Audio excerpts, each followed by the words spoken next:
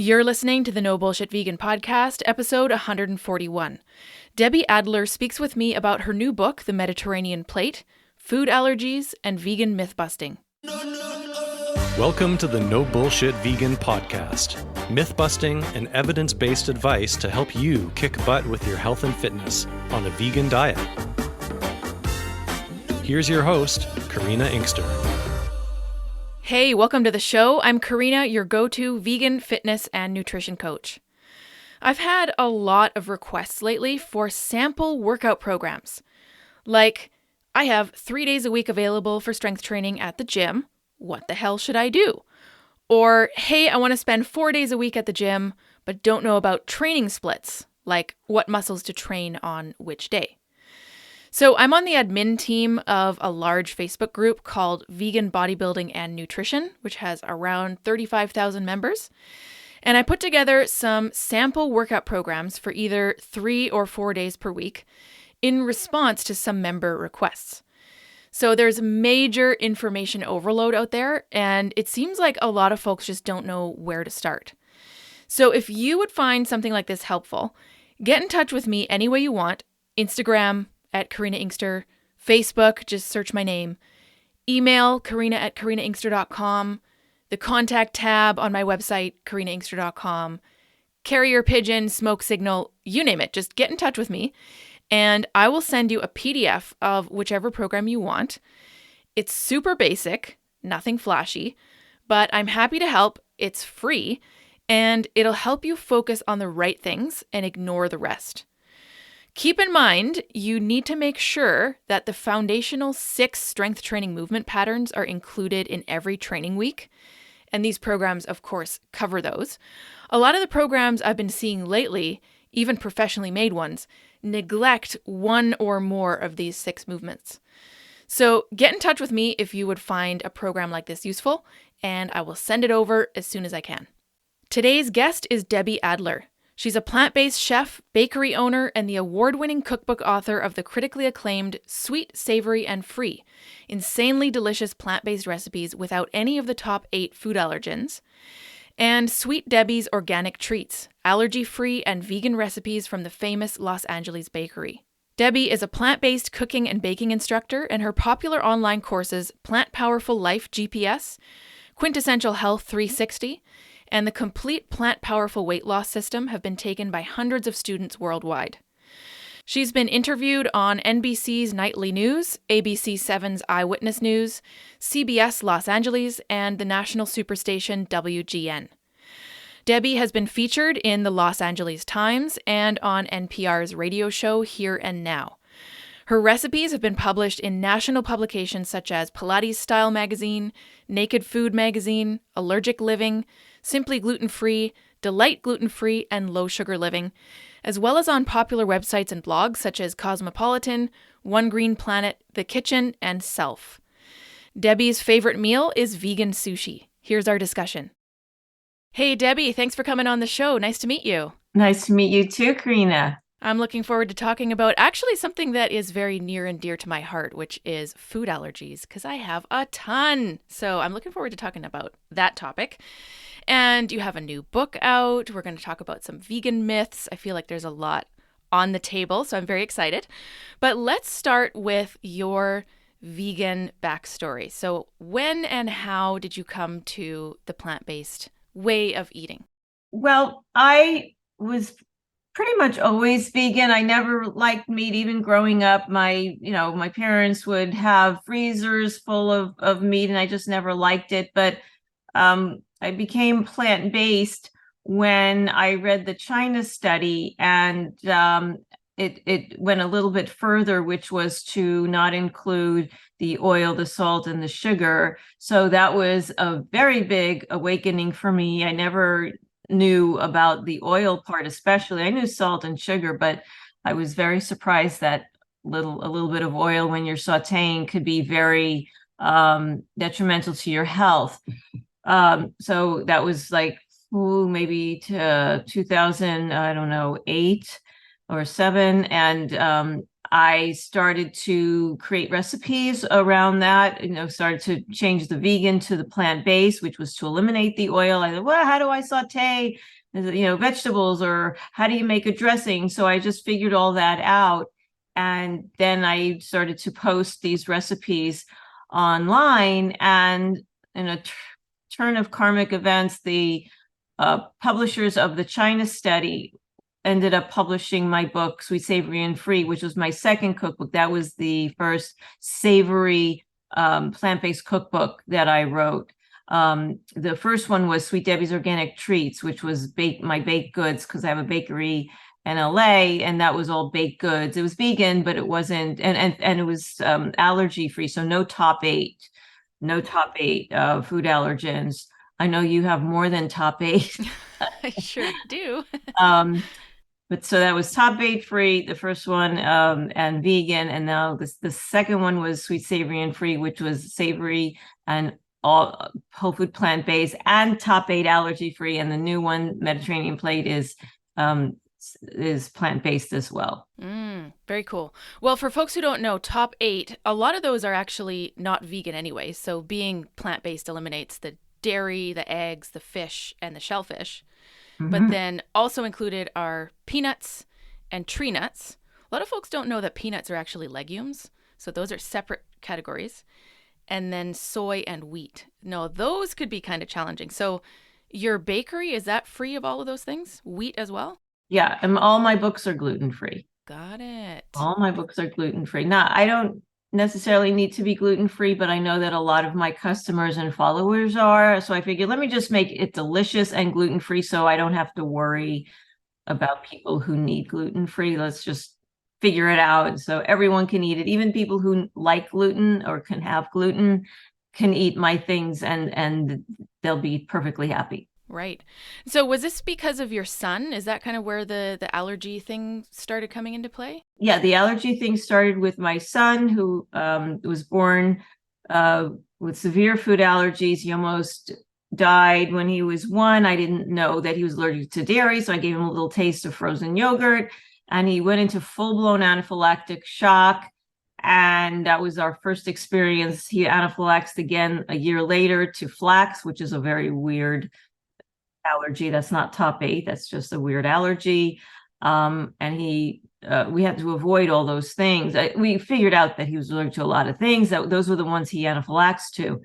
And so we had to avoid those things. However, UCLA and Stanford came up with a protocol where they introduced the allergens to these kids.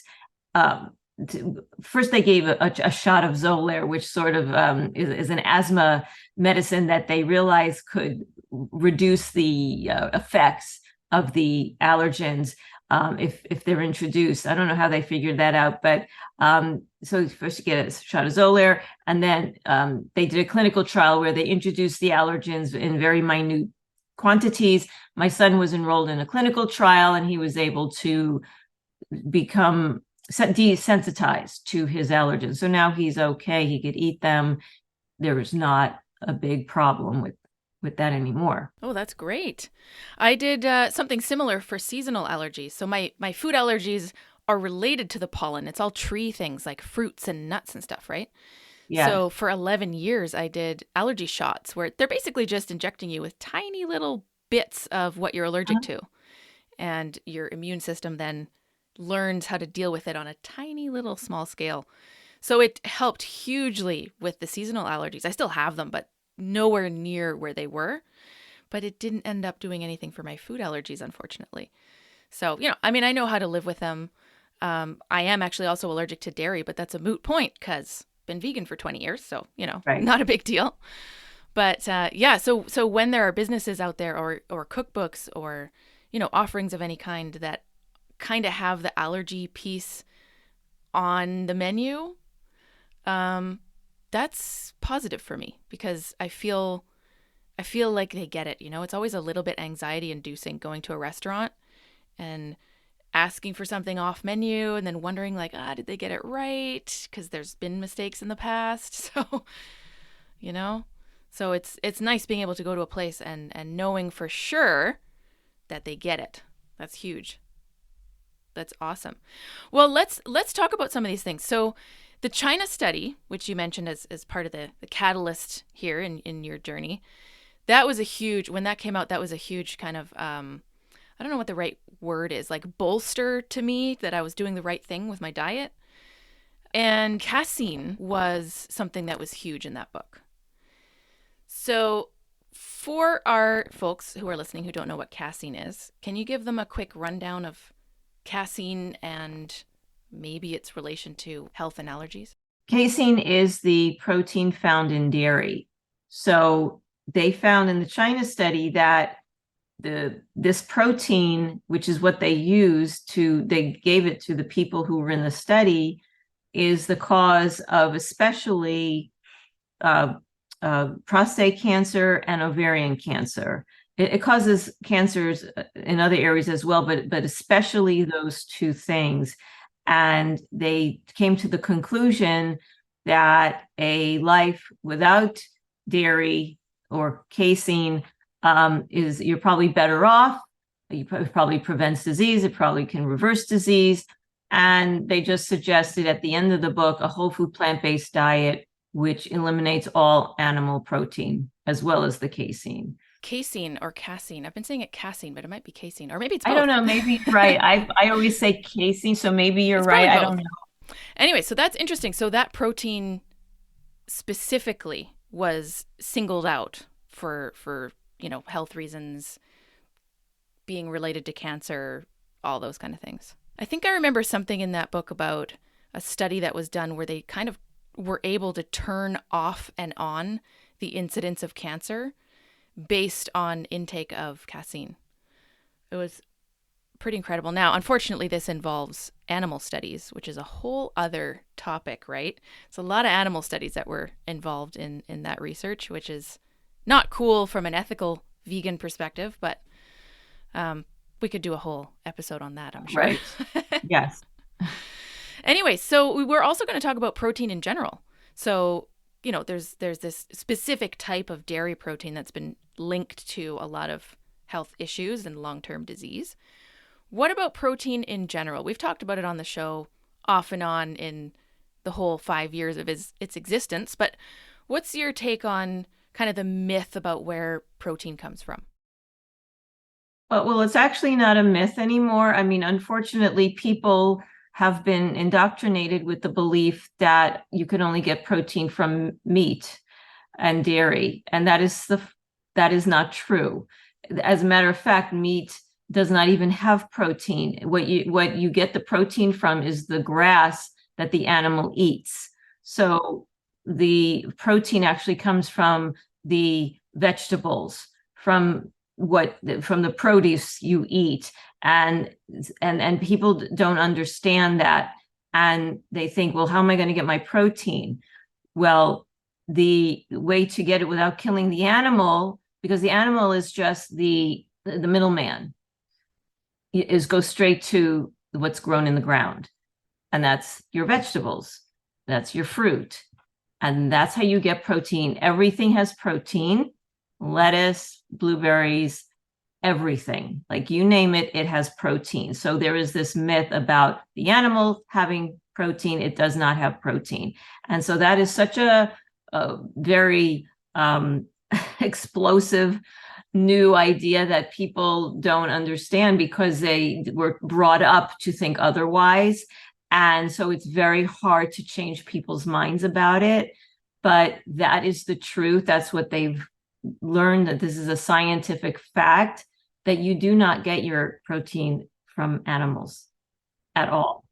And so if people can just wrap their head around that and realize that, first of all, you'll be so much healthier just going straight to the plants. And second of all, you're not going to kill any animals, which is a very nice thing. And then the third thing is you're saving the planet. So there's 3 benefits. So if you just want to get healthy or not worry about getting sick in the future, the whole food plant-based diet will automatically give you enough protein. Like if you eat enough calories in a day, you're automatically getting your protein. Like people start to count grams. And that's ridiculous, because if you have to do that for every meal, you're really going to drive yourself crazy. It's like, I remember, people used to, and they still do, count calories. Like, if you just eat your basic whole food plant-based diet with grains and legumes and nuts and seeds and vegetables and fruits, just enough to keep you satiated, you are automatically getting enough calories, you're automatically getting enough protein, you're automatically getting enough vitamins and minerals, and you don't have to start counting. That is not what you want to be doing. It is so laborious. Like, who wants to do that? Mm-hmm. You're absolutely right. I feel like the whole tracking thing, it kind of depends. Like, some people just love it because they have an engineer brain and they want to spreadsheet everything, and that's cool. But we're talking like 0.001% of the population. I think, you know what? You have a really good point. If you're eating mostly whole foods, you're getting a wide variety of all the things you just mentioned, grains, fruits, vegetables, etc. You're eating until you're decently satiated. If you're not active, you will get enough protein. For people who strength train, like our whole client base, a lot of them are new vegans and they're not getting enough calories. They're tired. They can't train properly. Their lift numbers are going down. They don't know why. It's just because plant foods and animal foods, they're just built differently. And sometimes it takes a little while to figure out how it's going to work for each individual. So I do see in some cases, active folks, people who do endurance sports, strength trainees, especially people who want to build muscle and strength. On some level, they might have to think about nutrition a bit differently. But in this case, we're thinking about, general population. If you're, relatively active or sedentary, you're pretty much getting everything you need by default. Assuming all of these other pieces are in place, obviously. Variety and whole foods and all that, right? Mm-hmm. Interesting. Okay, so what about your bakery? What's the situation there? I'd love to hear how that came about and how it's going. And it's in LA, right? Sweet Debbie's Organic Cupcakes. Very cool. Yeah. In 2005, I was hungry, and I was hungry for a cupcake. And I knew at the time that sugar wasn't good for you. And I was looking around. Nobody had a sugar-free cupcake that didn't have sucralose. And so I didn't want sucralose. So even at the health food stores, they just didn't, at the time, they weren't using these new fantastic sweeteners that they use now. And I couldn't believe it, because that's not, I was not brought up to be a food scientist or a baker or anything in the food industry. I decided I would have to figure it out, because it was very important to me to have really healthy treats. And so I figured it out for myself. And then people, friends would come over. Oh, you have to start a bakery. This is so good. And so I said, okay, maybe that would be a fun thing to do. I always wanted to be an entrepreneur. And I decided to open a bakery. And that's when I realized that I wasn't the only one who wanted sugar-free treats that were healthy. And so I opened in 2006. So ever since then, I've had my bakery. In 2009, when we realized my son had the food allergies, that's when I transformed it to an allergy-free bakery as well. So it's vegan, sugar-free, gluten-free, and allergy-free. Wow. So what kind of sweeteners are you really into? I mean, I don't want to ask about your top secret recipes or anything, but ingredient-wise. Yeah, I use a lot of them, but the top ones are medjool dates, a little bit of monk fruit, sometimes stevia. I don't know, people have an issue with stevia, so I try not to use stevia, but I find that with sometimes I combine it with coconut nectar. That's a nice combination. It sort of tastes like brown sugar together. The coconut nectar and a little bit of stevia. It tastes like a caramel. It's really good, but mostly the medjool dates I use for the baked goods. That's a delicious sweetener, and it's a whole food. So the main ones. Delicious. That sounds really good. So how about your new cookbook coming out? So you've got some out already, but this new one is called The Mediterranean Plate. Yeah, so this book over here, well, this is radio, so you can't see it. It's all Mediterranean foods that I've recreated to be whole food plant-based. So if people aren't sure how to make a moussaka or some sort of a masala sauce or something that they think cannot at all be plant-based, I figured it out so that it's no sugar, no salt, no oil. It's, all vegetables, and it's the most, I have meatballs in there that you wouldn't believe are animal free, animal protein free. It's just all these, like eggs. I figured out how to make hard-boiled eggs with potatoes. So yeah. So like people see the picture and they think that I'm using eggs. Like that's how close to an egg it looks. It's not, it's a potato with other ingredients. So like avocado toast with a hard-boiled egg on top. I figured out how to do that, whole food plant-based. It's just a lot of nice spreads. You can entertain and have beautiful spreads that are whole food plant-based, like muhammara, which is a red pepper spread that's delicious. Lima bean hummus, all these different delicious things that you could just go through the book and have parties or just make it for yourself and your family. And it's really a fun book to have to refer to. That sounds amazing. What's the inspiration behind the Mediterranean cuisine? Is that just something that you've always enjoyed, or was it like a vegan challenge, or what's the backstory there? Yeah, no, it was just that I know that people enjoy Mediterranean. There's a big presence of people who I know for sure love Mediterranean food, and I thought that would be a nice challenge for me because I looked up some Mediterranean vegan cookbooks none of them were whole food plant-based. They all had the oil. Everyone uses olive oil. Even olive oil is not healthy. People think it is. It's not. It's just pure fat. There's no health benefit to it at all. That's another myth that olive oil is healthy. It's not. So being that there was nothing out there on the market like this, and the fact that people love Mediterranean food, I said, all right, I'm gonna make this whole food plant-based Mediterranean so people have a resource. Wow, very cool. Well, I got to check it out, obviously, because it sounds amazing. So if there's someone who is interested in veganism, so most of our listeners are somewhere on the spectrum, right? Some are super long-term vegan pros. Other folks are veg curious and they're not fully plant-based yet. So let's talk to the veg curious folks for a sec. If there's someone who, clearly they're on the interest spectrum somewhere if they're listening to our show. But if there's someone who doesn't really know how to approach going plant-based, they're feeling overwhelmed, they're currently eating what I would call a standard Western diet, where do you suggest people start? I would start with some recipes that, do a search online, look at a picture of something vegan or whole food plant-based that looks amazing to you, and try to make that.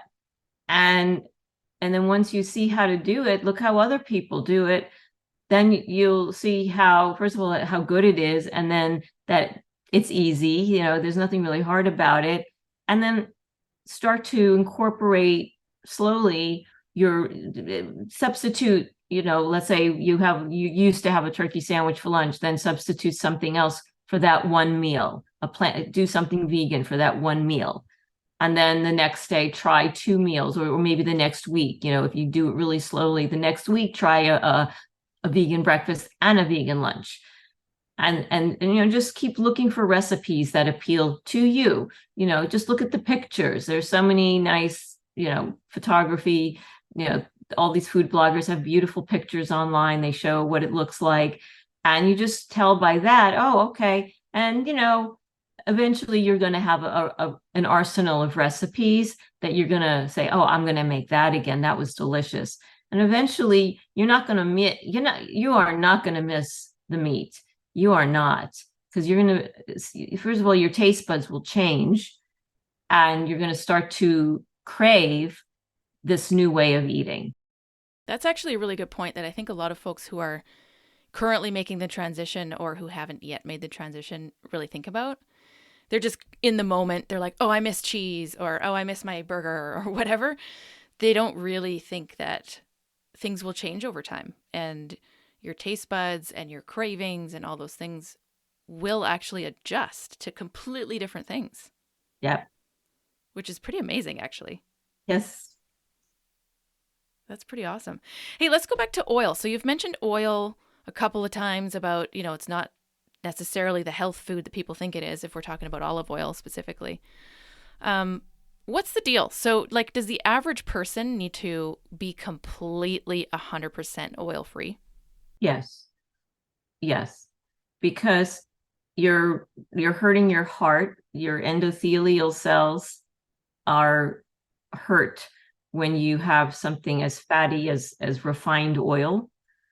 And eventually it leads to heart disease.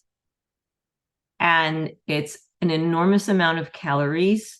Like 1 tablespoon is, 200 calories with no nutrients. So it's a waste. You're eating something that's not benefiting your body. You might as well have something else that's going to be healthy, that will be less dangerous to your body. And, why risk it? Maybe people get away with living till 90 when when they're eating oil, but why risk it? And then you figure out, initially I was a little bit, when I found out, oh my God, no oil, how am I going to, saute something? So you do your research and you realize, oh, I can saute in carrot juice. I can saute in a soy sauce or water even. Water sounds so boring, but people do that. They saute in water. You can saute in anything, in orange juice. It's just like the sky is the limit. In vegetable broth, low sodium vegetable broth, that's delicious actually, because you have flavor. And it's just you could caramelize your vegetables in that. It's infinite. So when you learn how to do that, you realize, who needs the oil? Who needs that extra fat? It's a waste. Well, for folks like me who need a shit ton of calories every day, it's an easy way to get extra calories, but it's not giving me any additional nutritional benefit. No.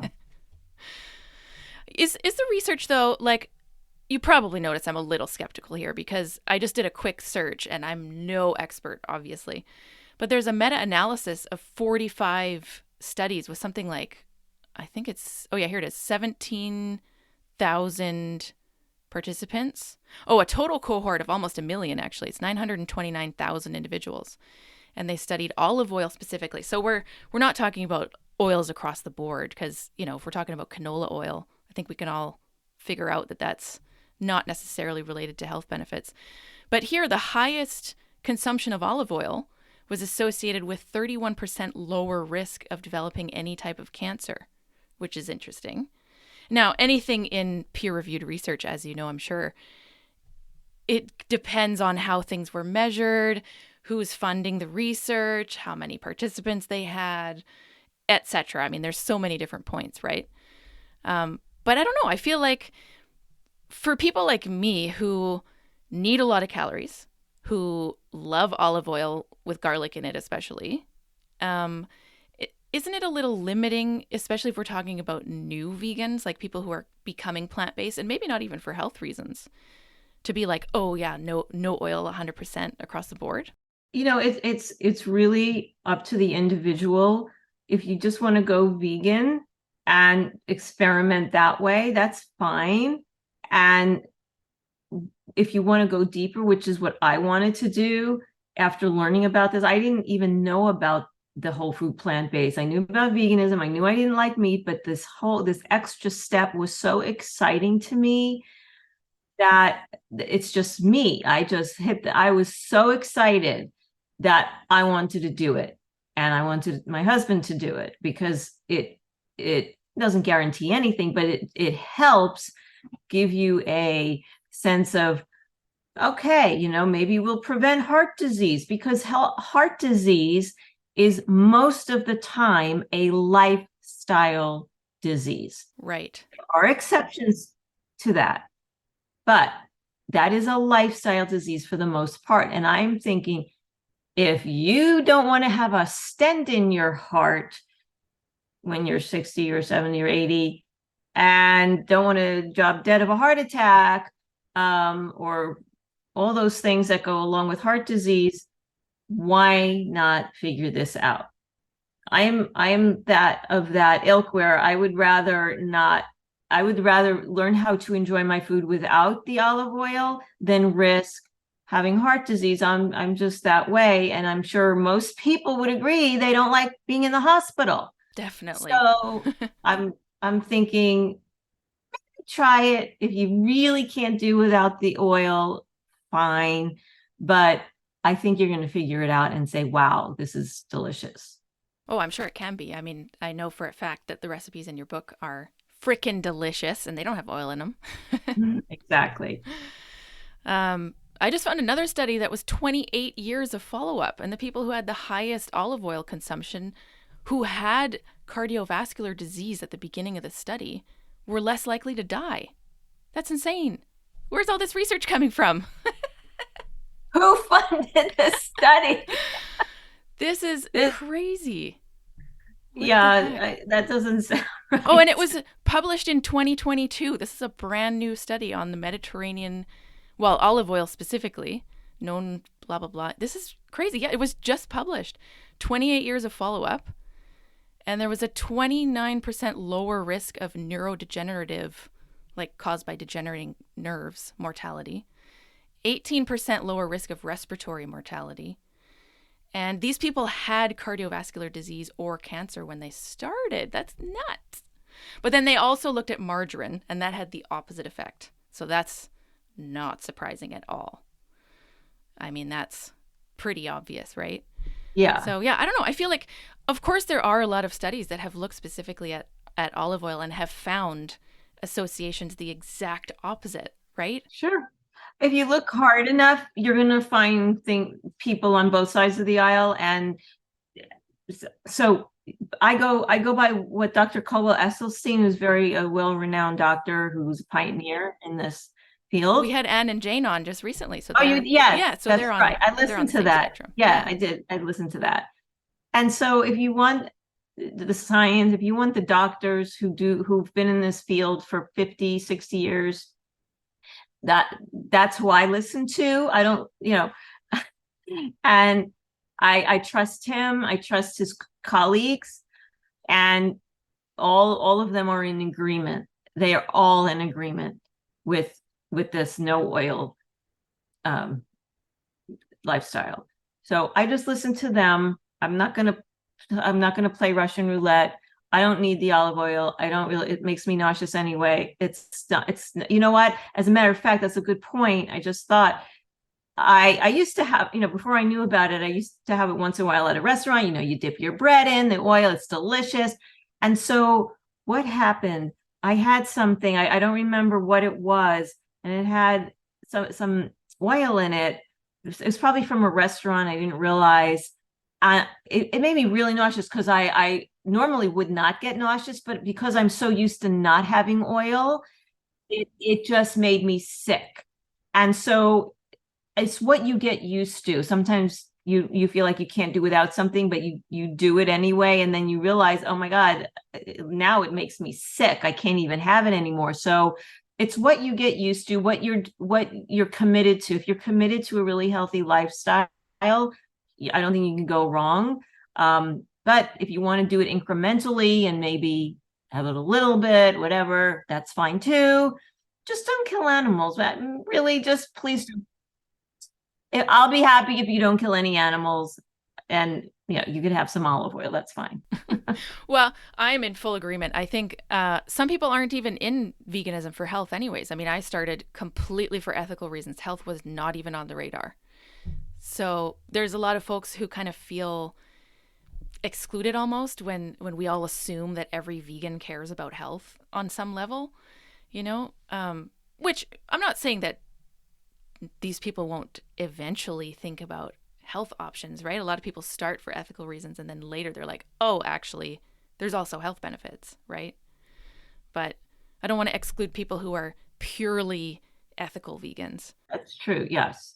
Yeah. I tend to forget about that because I'm so into health, but you're right. They do it for ethical reasons, and the health benefit is just like a secondary that happens. You're right.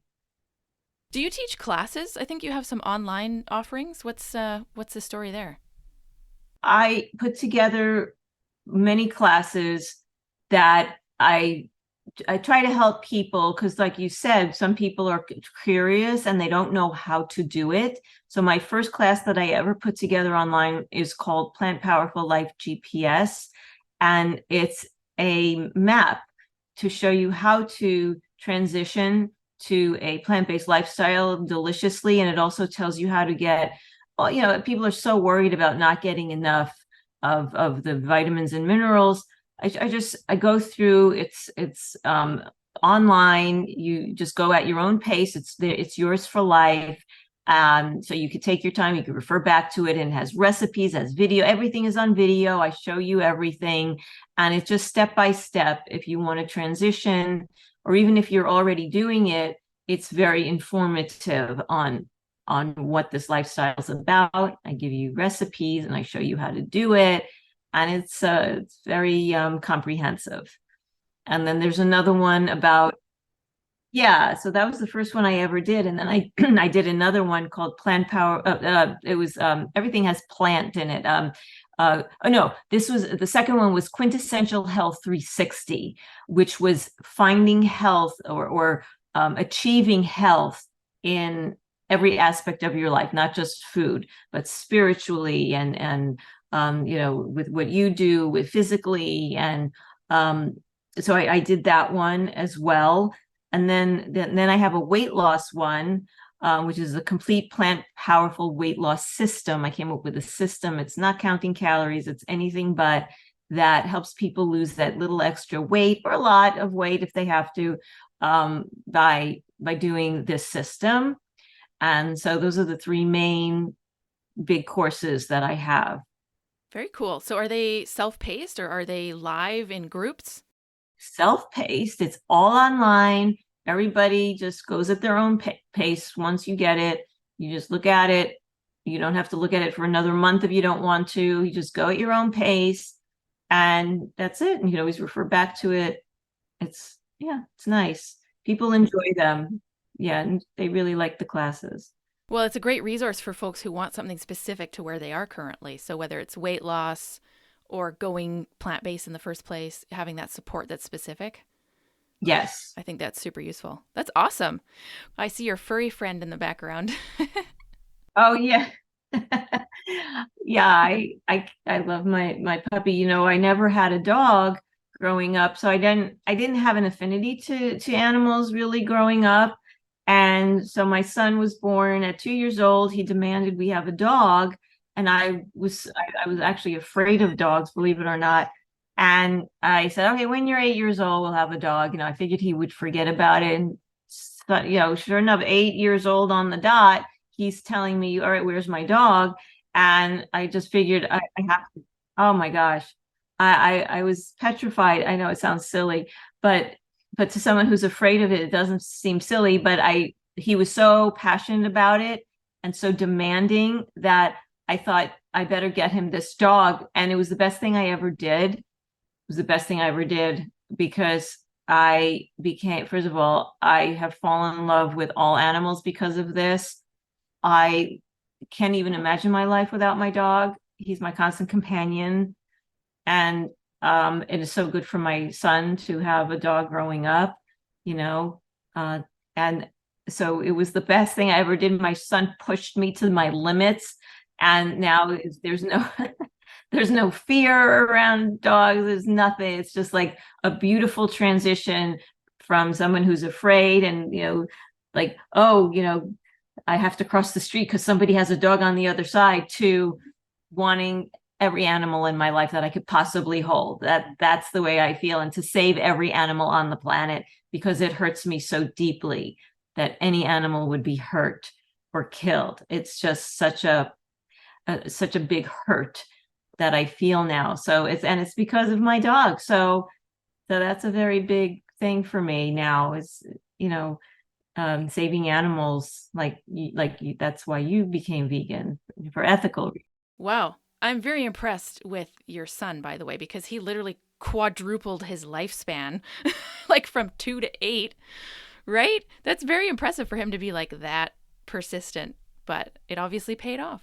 Yeah, I would never have gone through the lengths that I went to get this dog had it not been for him, because it had to be, a special kind of dog, because of the allergies and, the hypoallergenic and family friendly and all that stuff. So to find the right dog was a pain in the ass, but it really paid off. And so it's the best thing I ever did, really. That's amazing. I think that story of connecting with one animal and then generalizing to all the other ones, I think that's a very common catalyst for people to go vegan. Yes. Sometimes it takes that just to realize, hey, wait, what am I eating? How similar is it to this family member of mine? Yes, exactly. That's pretty powerful. Well, Debbie, it was great to speak with you. Thank you so much for coming on the show. I'm very excited to check out your new book. And good luck with the bakery and all your projects, your classes. We'll have show notes so our listeners can connect with you and check out all your various projects. But it was fantastic speaking with you. Thanks so much. Thank you, Karina. I appreciate it. Debbie, thanks again for our discussion. I appreciate you joining me on the show. Access our show notes at nobullshitvegan.com/141 to connect with Debbie. And don't forget, if you'd like a simple sample 3 or 4 day strength training program, get in touch with me and I will send it right over. Thanks so much for tuning in. Thanks for listening to the No Bullshit Vegan podcast at nobullshitvegan.com.